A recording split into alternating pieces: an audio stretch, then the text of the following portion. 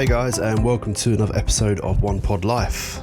This week I'm speaking to Trey Niven, who has burst onto the scene since the COVID-19 pandemic with a massive bang. With his unique way of balancing social media and coaching, he has built a platform where he is now being recognised by Adidas and Sky Sports Golf. We have a chat about his journey in golf before the pandemic and then life after, where he has also been named in the top 50 UK coaches by Golf Monthly. Apologies ahead of time, guys, if you think any of the audio is a bit loud in the background. We actually recorded this episode live at Pitch Soho, where Trey now teaches from. I hope you guys enjoy this episode. It was a really good chat with Trey to understand how he's gone from coaching in Shrewsbury to commentating on Sky Sports Golf. Enjoy, guys.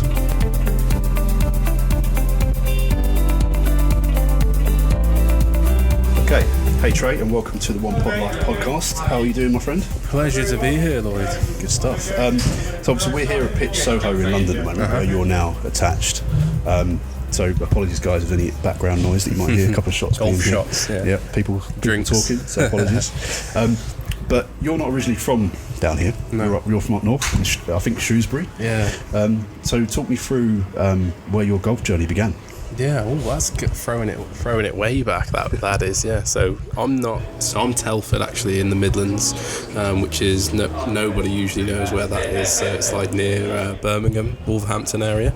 So I've spent most of my time over that way, and actually been spending more time down here as of late. But I think throwing it back to where it did originally begin, if I can throw it way back to the days of getting my first set of like plastic golf clubs, which was again going over to a cricket field and hitting them across a cricket field. Love it. That's what I want to know. Which were purchased by my gran, actually. So she got me into it. No other golfers in the family. Went for some group golf lessons at a local council course, which was near me, called Horse Hay. Which had like driving range, practice facilities and stuff like that. Went for group lessons, got better, started playing county golf, kept getting better, up to a point I think I was 17 when I first started playing like national events as an amateur, and then got to +1, ended up doing the PGA program to kind of play and still be involved in golf, and then that's how it originally started and began. Good stuff. We'll touch base on a couple of those things, but going back to what you said, that your nan bought you the plastic set of golf clubs, but there was no other golfers in the family. No. What brought her to buy you a set of plastic golf clubs? I think it was more her taking me around one of the shops and me pointing at and hanging on to them or something like that. I can't really remember, but it would have been along those lines. So golf grabbed you pretty young then, if that was the case. Yeah, plastic set, and it's gone from there. And she was like, "Don't hit my brother with them." So that's the first thing you do, is a set of plastic golf clubs. I definitely would hit my brother with them as well. Okay, cool. So like you said, you started from obviously your nan giving you the plastic clubs. You've obviously developed a love for the game then. When you first started playing, you said that you played a lot of county stuff. How did that come about? And obviously, did you then join the golf club? And how did that kind of evolve into, right, I'm now going to play for the county and stuff like that? Yeah. So firstly, it was again growing up on a council course, which wasn't the best. It was just enough. It was 2 like 9-hole sides, which was actually built on a rubbish dump. It used to stink. It used to be horrible. Seagulls and everything flying everywhere.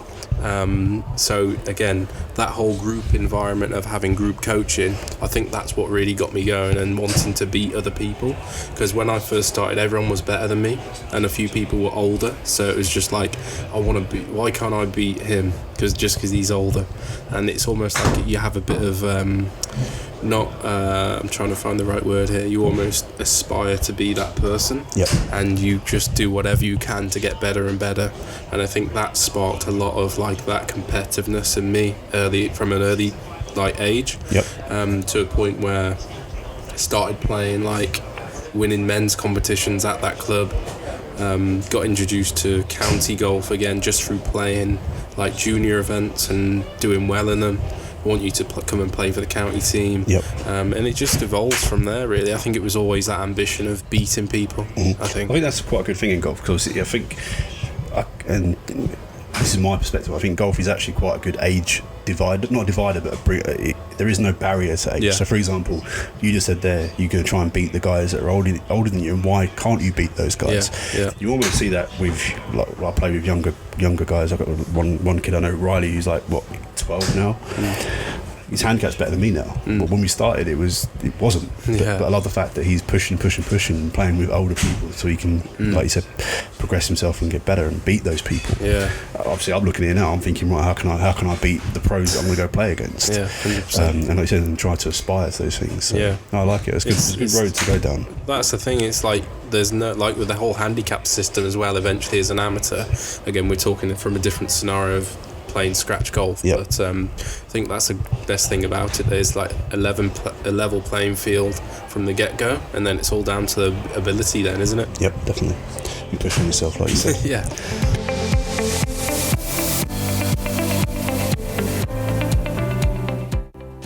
Like you touched on it there, that in your amateur career you did get down to a handicap of +1, I believe at the age of 19. Yeah. Which is quite young, really. Yeah. Good work.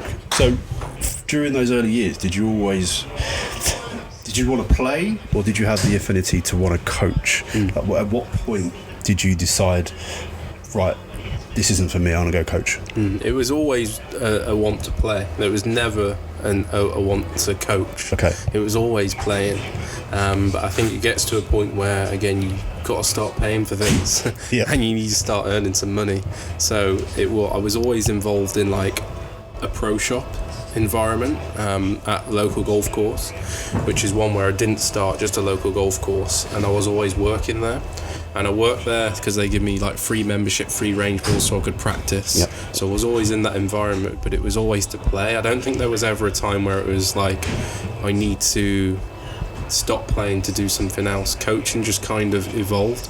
I, again, start earning better money than I did when working in a pro shop from coaching. So it was like, well, if I'm earning that, I need to do more of it. And then you just get better at it and just keep doing it.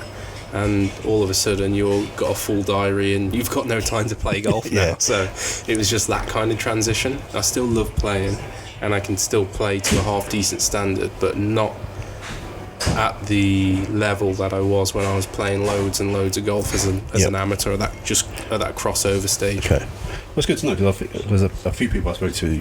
I think the biggest one for me is Andy Proudman and Piers Ward. They always knew that they didn't want to play; they wanted to coach. Yeah. So it's just interesting to see people that have turned into coaching. What was the transition period, and why was it? And like you say, you've always wanted to play, but it got to a point where A, it was too expensive. Yeah. B, you need to make money. Yeah. So obviously, coaching is the great thing to move into. And I think the part that you said there about. From like it wasn't like that I don't like coaching, because I enjoy it. Yep. It's not like I hate against coaching, because I do enjoy it, but it's like I was always kind of helping people from early days, like even if it was like my stepdad's friends that I used to go and play golf with, I was always helping them, giving them pointers from when I was like 14. Yep. Like even younger than that, they were all, because I was always, okay, I want to go and beat these men. Okay, I'm better than them now. Now they're coming for me for advice. I always start seeing, but you'll play, like you find it with people you play on a regular basis. You start getting better than them. They start asking you questions how you're doing that sort of thing. So that's kind of the early coaching days that I can remember, just helping stepdad's friends get better and change their grip, or they look at you like a genius, and then it's like, okay, maybe when you go further, it's like, okay, maybe I did always have a little bit of a coach inside me. Mm-hmm. That's good to hear. Now, going back to your playing days, 2017 you won the Shropshire and Herefordshire Men's Order of Merit. During that time, was it would you say that was sort of like your best golf, or was that when you was really enjoying playing? Yeah, I think that time it probably was the best golf I was playing. So I'd have been like 18, 19 at that time, and I was playing a lot of golf, like national events and stuff like that. So I think that was just a year where I think I just knew myself, like with my golf game and the golf I was playing, like where the ball was going and what worked and what didn't work. it got to a stage not quite long after that where I completely lost it with a driver. Oh, really? And driver was always like my key thing. I could drive the ball straight. Yep. And my short game was tight. Okay. So it's just a good recipe for golf, really. Yeah. If I hit the odd green, like putting was okay, I might make a birdie. But if then I don't, then I can trust my short game. So I think it's just a good couple of years that year.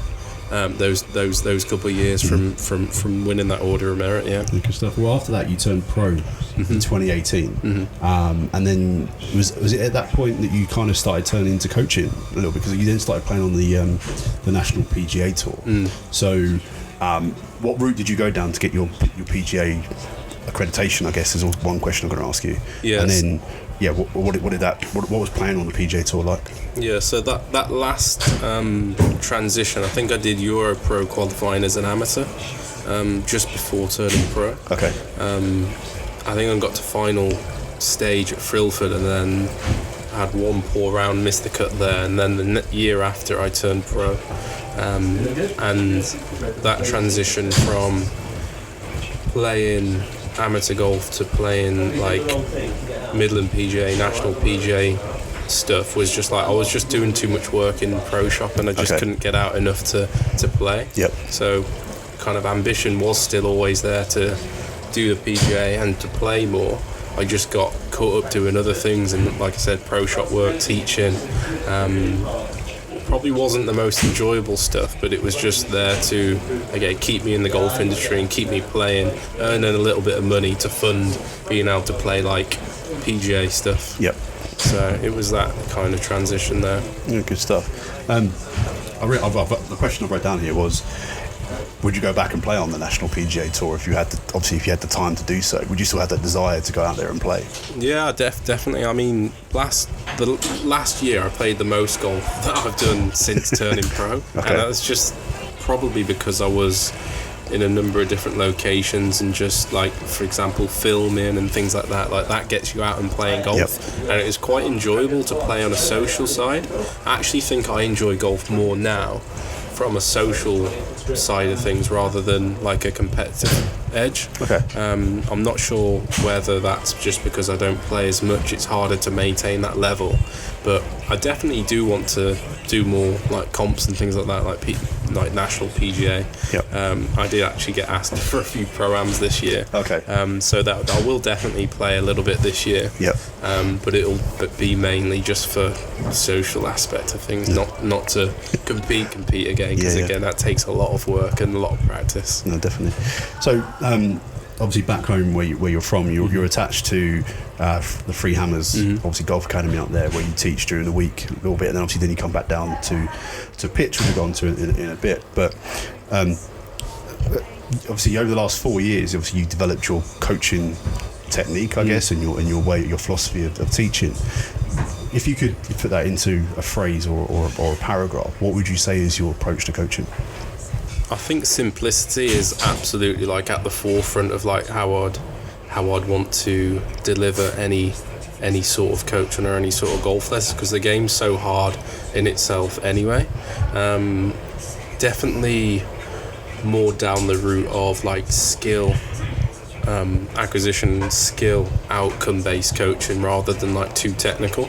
Because as soon as it starts to get too technical, that's when, again, I like to think of it like if you got a glass of water here and you add a technical thought and add another technical thought and stir that up, that clear water is all of a sudden becoming a little bit cloudy now. Yep. So it's adding less into that glass is going to make the water like clearer than it was with like 5, 6, that makes sense. 8 different things in there. So I think keeping it simple, keeping it clear, and always going from ball flight back to impact. Okay. Ball flight back to impact. What's the ball doing? What impact's causing that? How can we maybe change 1 or 2 things at setup to change that first? Because that's less invasive for you. Yep. And then if we are successful in that route of changing a couple of setup points, maybe I might add 1 technical thing in there which is easy, and it might be like swing the golf club round your backside or something, rather than like okay, you need, at P3 it needs to be here by so many degrees. It's just definitely absolute like mine. Yeah, the P series is a bit too technical, I think, even for me. Even I'll struggle to get my head around that one. But can we swear on this? If you want to, go for it. I just have to put a little explicit sign on the thing. But no, I think you're right. And obviously, I've previously worked with coaches, and it's been very murky and very technical. I mean, you could argue that my coach I'm currently with we are being very technical, but we've done that through the winter series, and now we're coming out with maybe 1 or 2 thoughts, where before I had about 10. But now we're looking to get on the golf course and just play, and like you said, more skills-based acquisitions. So now we're like, right, we know what we're doing. Let's go out and actually play golf. But that's all relative to the golfer as well, because you might be able to handle 8 technical thoughts, but the golfer that is sat on the other side, so you might only be able to handle 1 in very simple form. So again, from a coach's perspective, the coach is able to understand what player they've got in front of them, rather than just teaching everybody the same way. I think that's a really big part for me of understanding the person and that's in front of you.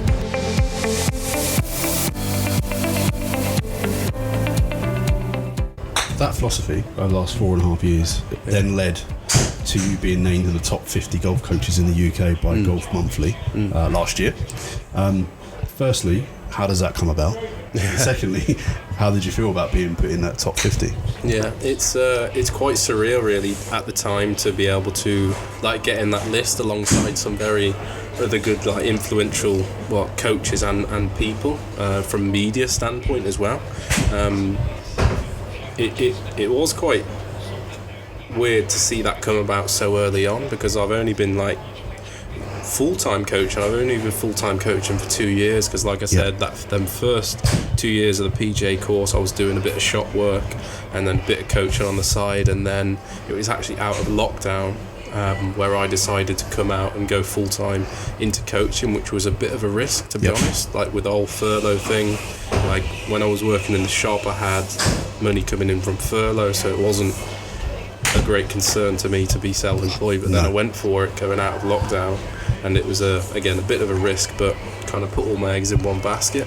But yeah, it was cool to get named in there at such early stages, and I think what has really helped it is being active on social media. I think that's just helped it massively. Well, I think golf coaching has changed completely over the last 10 years, since obviously social media has been around for almost 20 now, but the last sort of 5 to 10 have been really kicking on with like Instagram and YouTube especially. And like you said, having a good presence on either of those is really going to help you A, connect with more people, and like you said, B, get out there and people to notice you. So I guess that's probably the biggest advocate of you. Like you say, you took the risk coming out of lockdown, and I'm a big believer in chuck yourself in the deep end and see what happens. You're going to sink or swim. You can't do it half-hearted.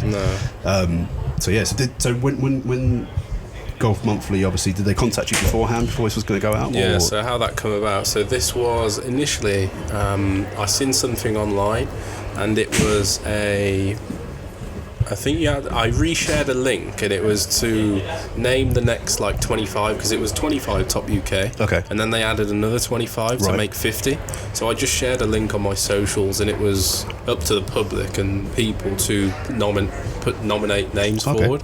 So from that link, I didn't really expect anything off it. It's just something I reposted. And then the next part came where I had to basically let them, so got through the first part, which was to get nominated by a number of people, and then the next part was to basically describe yourself, how you coach, your journey as such, and send that in, and then from there again it was either another public vote or they'd have picked from that. And then after that, that's how I got named in that list. So I think the coaching part has helped, but also I think just the media and social media side of things has just helped massively. And the whole like diversity, inclusion stuff that we do with Black British golfers has helped massively as well in that. Good stuff. I like it. And then since then, it's been a bit of a whirlwind, isn't it? The last 12 months. It's been crazy. So obviously you've got partnerships with Pitch, like we are now. Obviously, like you said, you teach half your time at Free Hammers back home, and you travel down to London, and you teach here as well. And then you've also now got partnerships with Adidas, for example, Bushnell Golf, and Ferrobody. obviously, like I said, it's all come about pretty quick. Yeah. Obviously, like we come out of lockdown, you're teaching in top 50 in the UK. Now you're working with all these guys. How have you dealt with that attention and knowing that in a way you need to deliver on another level compared to where you were when you was just coaching? Yeah, I think again, all these things, they come about quite quickly, but like you said earlier, you mentioned a very good thing. It's like you're a big firm believer of like getting in the deep end and like sink or swim type of thing. And I think like some of these things that come about, like the top 50 coaching things, like doing the media, like Sky and stuff, it's like you do absolutely get thrown in the deep end, and you'll find out quite quickly whether you can handle that pressure, whether you can handle that amount of I suppose like eyes on you. I think you find out early in yourself whether you can do it, and I think when you're more yourself and you're true to yourself, that's when these things and the brands like you and appreciate you, because you're not trying to be someone you're not, because it's quite easy to hide that on a camera, but then when you're actually face to face with somebody, you can really get to see who the person is. No, 100%. And I think that's just speaks for itself. No, definitely. And like you said, you can't portray one thing and do something completely different. You need to almost wear your heart on your sleeve when you're doing these things, because people will buy into you as a person, then your brand as such, if you are true to yourself and what you're doing. But it's also as well, just not from my perspective having brands come on, it's like what I like to work with people that align to things that like I stand for as well. So it's like there's been loads of brands that have wanted to work together, but it's the ones who I do work with are not just like here's product, here you go, like what do you want out of this catalogue. It's like it's more than that, a lot more than that, whether that's the people that are behind the product, the people in the offices, all these different things come into one for me. It's not just the case of like here's a nice shiny club or here's a nice top or something, can you wear that? It's like I work with people who are like stand for things that I stand for as well, and that's really important. No, I think that is really important, because a lot of you see it on social media and everywhere. You see people working with brands because they can work with brands. It doesn't matter who that brand is, as long as, like you said, they're getting product or they get a bit of cash in their back pocket or whatever. And then 2 minutes later, they've got another brand they're working with. It's like, well, how much of this is? Do I believe what you're telling me right now or not? Whereas, like I said, if you're aligning yourself with brands, like for example, Adidas do a lot of work with Black British golfers, so that was a perfect fit for you. And obviously Adidas that stand for more than like inclusion and everything else, so it, like I said, it's got to be right for you at the time, but also help you as a coach or a golfer to move to that next level. So no, I like it. 100%. Cool. You mentioned Sky Sports there, and obviously I was going to talk about that. Again, how do you start getting appearances on Sky Sports? Because where's my job? And get me on next time. But no, how did you get onto Sky Sports? Obviously, you're working on their covering tours such as the PGA Tour and the LPGA. So what's it like as an experience, and how did you get into it? That's amazing. Again, this is something that just came about so fast, and it's another sink or swim type thing, like in front of lights and cameras and action may add in there. But I think that came about from, again, everybody asked this actually, how that came about. It was, I did a session, a broadcasting like training, media type training session with Richard Kaufman, who works for Sky and works on DP World and LET, and he was just looking almost like as a bit of a test pilot to like try and see how he could pass on some of his knowledge to somebody, and he offered me a session, and we actually came down here, we actually sat there and just worked through a few things, and he just introduced me to how it all works, kind of do's and don'ts type thing. I'm not going to go into massive detail, but we did the session, and next thing I know, I had a mail from director of Sky asking to come on and do some shadowing and just watch an evening. So I watched Dame Laura Davis. Who else did I watch? Henny, I think, was in the studio that night, and I just went and sat in the corner, fly on the wall type thing, just watched what they did, took it all in on a random Thursday evening, and then after that I got asked to come on and do Corn Ferry Tour. Okay. So LPGA Tour and Corn Ferry Tour from Thursday to Sunday. Yep. So I went and did that, and then got asked again, and then got asked again, and got asked. So it's just something that evolves. And I think when you go on for the first time, it's one of them things you kind of get better at because you know what to expect. Yeah, 100%. Like the talk back and stuff like that. Well, it's a whole new discipline to learn. It's a sport and an art in itself, I guess. Yeah. To you've got someone talking in your ear while you're trying to talk at the same time. Yeah. I don't know how I don't think I'll be able to do that, but it's definitely an art. And one of my questions was going to be to you was, how do you go about giving your, I guess, criticism or advice on the spot like that? And obviously at the start it's not going to be natural, so how did you cope with giving your advice and your criticism across where it felt genuine, and also I guess, not to sound horrible or anything, but believable, that people actually believe what you're and take what you say with either a pinch of salt or actually go, okay, Trey actually knows what he's talking about here.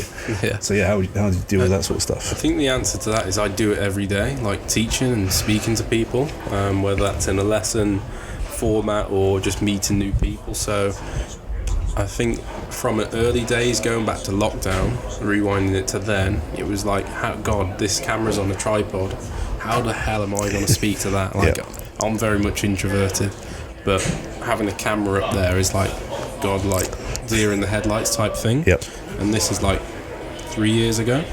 And then I think the more you do of it, the more you speak to camera, the more you put on social media, it just becomes natural. So I think going on to Sky and doing it was a little bit of a transition because it's live. There's no like cuts or anything, so I can't like take that out. So it is like completely like it's live TV.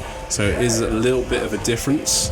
But I think you just, again, I always think of it like I said earlier, I do it every day. I talk to people every day. Like, there is like £100,000 camera in front of me there with lights on it, and there's lights above my head, and it's live and in the moment. But I think I'm quite a chilled out person anyway. So I think if I'm just myself in that situation and explain my points as I would in a lesson, it's gonna come across exactly the same. Okay, that's good. There's a few other things that I think you have to take on board, but I think from a core, that's how I go about it. And I guess there's the intimidation as well, like you said, of the cameras, the lights, but also the people that are also co-hosting with you, like you just said, Dame Laura Davies. You obviously got Henny on there. I'm guessing at some point Nick Doherty's been there. These are people, obviously, Nick and Laura, they're people that have been out there on the golf course, they've done it. They talk the talk, walk the walk. So there must be some kind of like I said, intimidation from them. I don't know how you would. How did you process that, knowing that you're standing next to that person who's done all this stuff? I think that they're just normal people. Although as much as they've done and achieved in their careers, they are just normal, genuine people, like completely made to feel welcome whenever I've gone on. No like bad vibes or anything off them. Like, at the end of the day, they kind of see me as somebody who, well, I don't know if they do, but this is how I see it, is they see me someone who's like in that situation for the first time, and they're not like someone who would like push you to one side and not help you. They're like help you out, and they'll almost like take you under their wing a little bit. So they are genuine, nice people. And I think going back to Gay, they have achieved all these things, but they are just normal people that are essentially there doing their job anyway. So I think you're right. You just learn from them. Exactly that. And I could go back to an instance that obviously when I first started working the job that I do now, I get to go behind the ropes at tournaments. And I'm not gonna lie, that first time I went behind the ropes, went on the back of the driving range, A, I felt like a kid in a candy shop, and B, I was so intimidated and felt out of place. But the more I've done it, the easier it's been. And like you said, these are just normal people that play golf. Yes, you put them on a pedestal and you think, oh my God, that's that person, but then you get to know them and they are just genuine, nice people. They're just people, basically. 100%. No, cool. Right, I've got a couple of quick questions. Well, I say quick questions, but extra questions written down here. The first one is, I read that you've caddied on the European and Challenge Tour. Who was that for? So this is for my good friend Will Ennifer. So he's been on Europro actually for the last 4 years. He's one of them that keeps finishing 6th in the order of merit, and then he gets pushed out or whatever by somebody. So he's a good player. Caddied for him quite a bit in, I want to say 2019, or it might have been 2020. I caddied for him in Cyprus at Aphrodite. Okay. And then I caddied for him at Adamstal in Austria on the Challenge Tour, and then a few other various events. But I think, again, going back to that question you asked about these people in the headlights, I've kind of been in that environment a little bit before caddying and seeing like, oh god, there's like Tyrrell Hatton, or there's X, like the people who are doing the show for Sky. So kind of like I'd seen them and I'd been in that environment. So when I went to step in like a studio, it's like kind of you've seen them, haven't you? Yeah. So, but yeah, the caddying was brilliant. Learned a load from caddying, even to take into teaching in terms of like course management and things. That was going to be a question. I was going to say, obviously, caddying is a whole nother beast, and I've done it a couple of times, and it's just, I mean, I felt bad if I gave them the wrong number and they hit it bad, and it was that's my fault.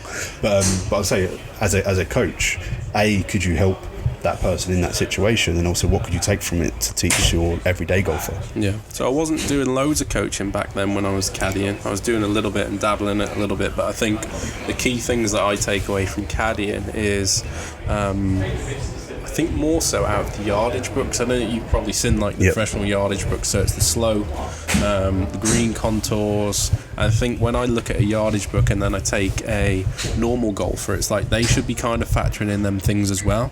So I take, how can I help with an everyday golfer from caddying experiences? It's not what they're doing in the swing, it's how they're navigating around the golf course, and what decisions can they make that are gonna knock a shot or 2 or 3 off their score at the end of the day. No, good, I like it.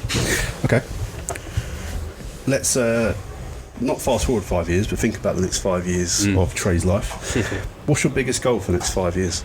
Biggest goal, if you've got one. Biggest goal.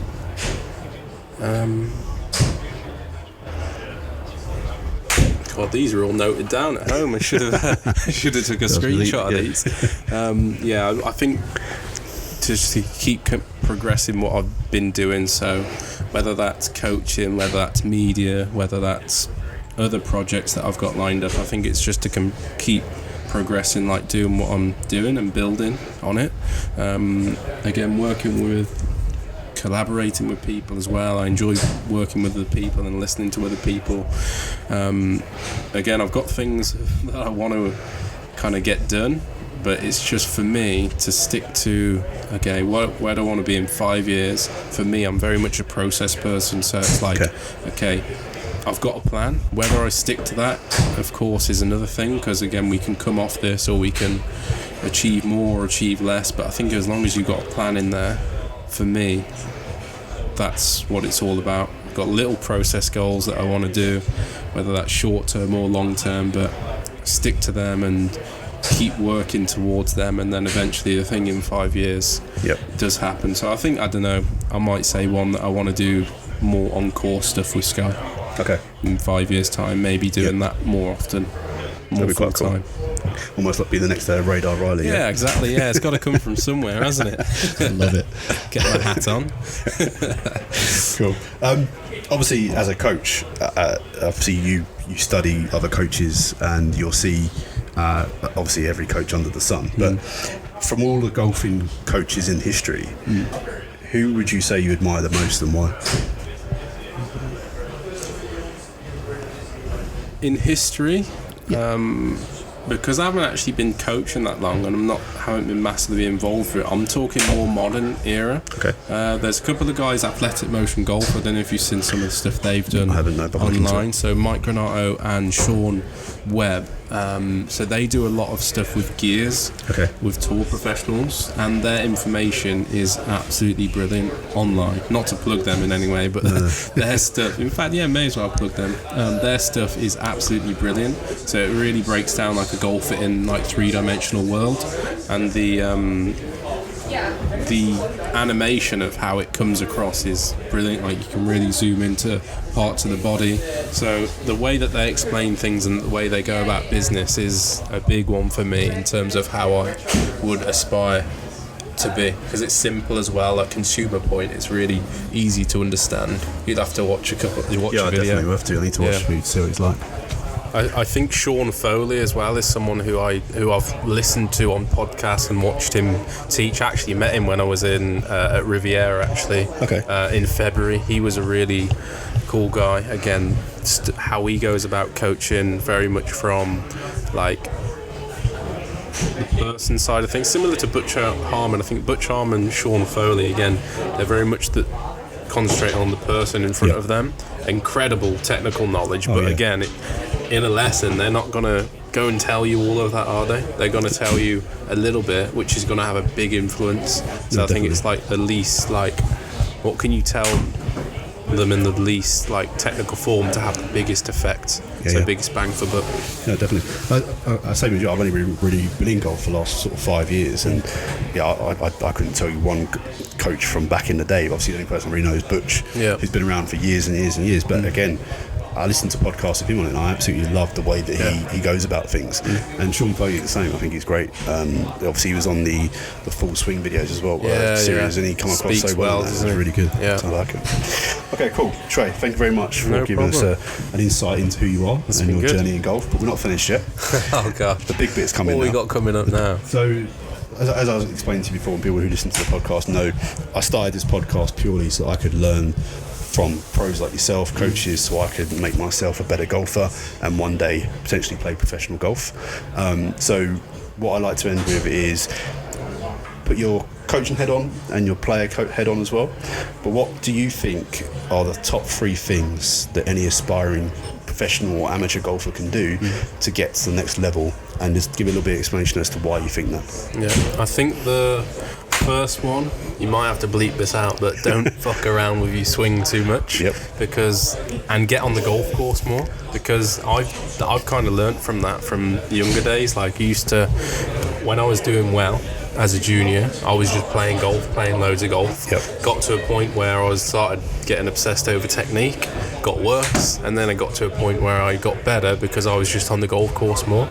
And I think something that you do when you progress from amateur, even as a kid, I think Zane said this actually. He said when you're a kid, you practice loads of chipping comps with your pals, and you're going into funky lies, mud lies, crazy lies all around the practice area, and you get really good at shit out of short game.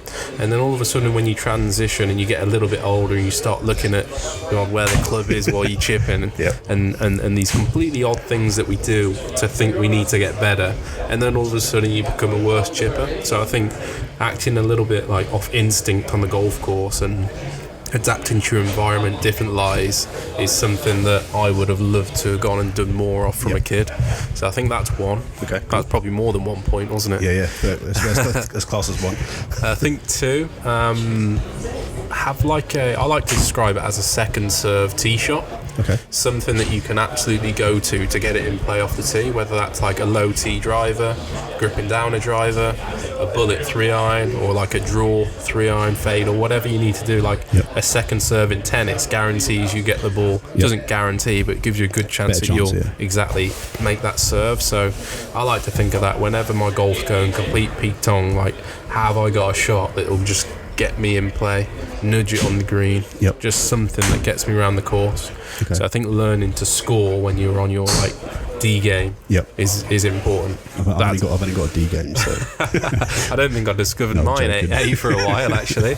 So again, that goes back to the first point of getting on the course, discovering yourself, and the last point,